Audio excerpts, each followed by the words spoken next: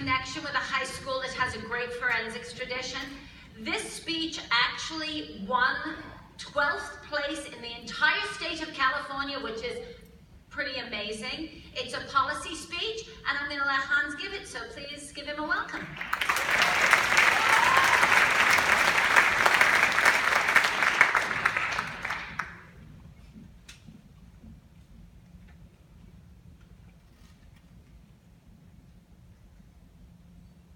Sitting in hotels, casinos, truck stops, and street corners are a variety of people.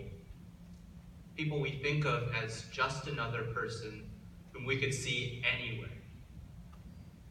Between October 12th and the 15th of 2017, the FBI decided to investigate specifically who some of those people were. They found 84 children with an average age of 15, held hostage by 120 seemingly ordinary people. U.S. federal law calls what happens the recruitment, harboring, transportation, provision, obtaining, soliciting, or patronizing of a person for the purpose of a commercial sex act using force, fraud, or coercion. This is child sex trafficking, a lurid act that managed to entangle slavery, child abuse, and domestic violence all into one horrid crime. But many Americans still fail to recognize just how common it is in the United States. They think, not in my town, and walk away, believing these to be isolated incidents that only happen to bad children. But according to the Department of Justice, young people who are engaged in the sex trade are a diverse population that does not conform to any particular stereotype. While countries like China and Russia still lead the world in terms of the industry's population, the United States is becoming more vulnerable, as 1/3 of all sex trafficking revenue is in the US. So today, I will detail this harsh reality of child sex trafficking by explaining the problem at hand, revealing why we need to be more aware of the situation, and providing a 3-step plan in order to solve for this problem of epidemic proportions. Simply put, traffickers consider children only for their monetary value.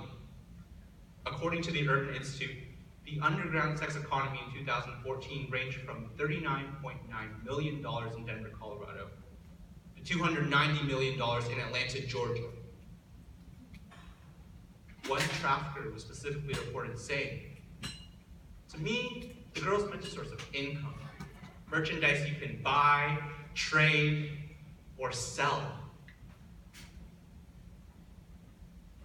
In the end, it's a low-risk, high-profit industry. Once trapped, these children are tortured through constant pressure to bring back money, countless acts of sexual abuse, and an endless supply of drugs. Before she was trafficked, Mary was an innocent 14-year-old girl who just wanted to run away from her problems at home. But the instant she ran away, Mary was picked up by a sex trafficker and forced to take pictures in a revealing outfit to be posted online. The National Center for Missing and Exploited Children estimates that every 1 in 6 runaways are reported to become sex trafficking victims. And now Mary was one of them, as she spent 9 months being bought and sold, sometimes 20 times or more a day. Hard as it is to believe, Mary was found and brought back home, only to run away 2 more times, brainwashed to believe that she loved the trafficker who held her captive. The result was catastrophic.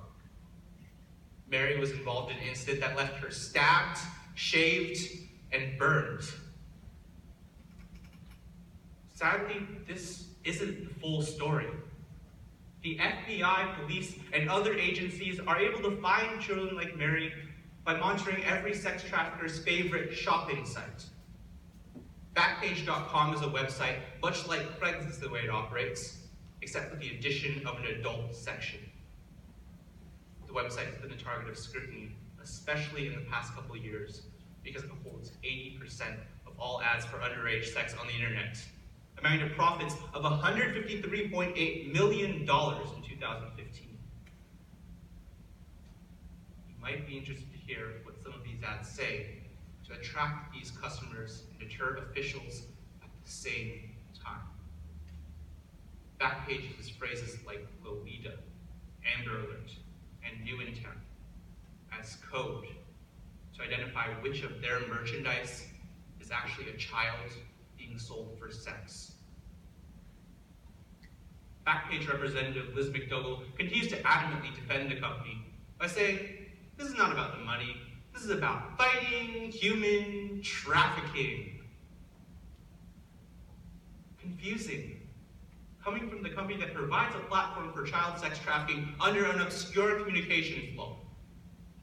That law is Section 230 of the Communications Decency Act, which essentially states that websites cannot be held liable for publishing or editing content provided by third-party users. Backpage abuses this rule to its advantage by allowing sex trafficking ads on their website, then not attempting to take them down. This allows them to reap the profits of the industry despite its illegal nature. More of these children will continue to be put at risk if Backpage and companies like it are allowed to serve as hotspots for sex trafficking in the future. But across the United States, this issue of sex trafficking is little talked about because of the gruesome details from the crimes. There are 300,000 children trafficked in the US each year, yet barely any mentions of it in the mainstream media. One of the few stories we've heard is of a boy named Jerome. At age 5, he was molested by his stepfather before being used in child pornography and eventually sex trafficking. Jerome recounts, the first time I was trafficked as a child, I was handcuffed to a truck stop bathroom for 6 hours, raped, and sodomized, and abused. This continued to happen for the next 7 years. Finally, around the age of 12, he tried ingesting a bottle of pills with vodka in an attempt to kill himself. He was rushed to the hospital and eventually sent to a foster home. But all that was left was an empty shell of his once innocent past. More of these stories, while sad, need to be told. Awareness of the situation is imperative for every single person. Even an Uber driver was able to help, as he overheard 2 traffickers talking and called 911, saving a girl and others from a sex trafficking ring. But we also need to educate those who come in contact with sex trafficking victims the most. According to the Public Library of Science, an estimated 80% of domestic sex trafficked minors have come in contact with some medical provider at least 1 year before identification as a victim. That means hospitals and urgent care facilities are often unaware that some of their patients are actually victims.